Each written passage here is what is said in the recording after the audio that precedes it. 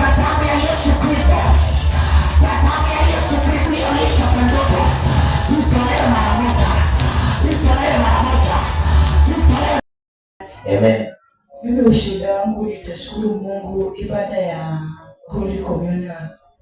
Nilikuja hapo that week nikawa mimi nimefura jipu kwa mdomo na mamangu naye pia akawa amefura mguu.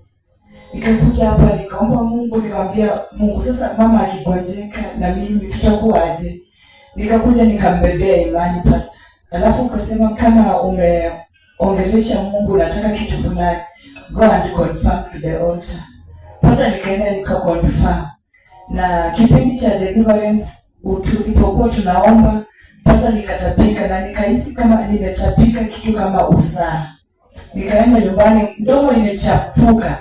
Na mtu wa kwanza nilikutana na nilipiga hodi nyumbani, mama ndiye alinikaribisha.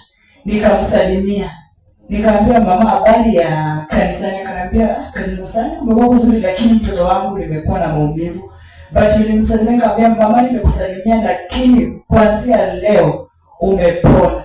Baada ya dakika 5 pastor mkuu nilikuwa nimefura. Hicho kitu nilisapia tu, mama akasema kwani mguu wangu nilikuwa nimefura, nini imefanyika? Nikamwambia mama umepona. Na mimi pia hiyo chipu ikapotea tu kwa mdomo hivyo, sijui vile ilienda.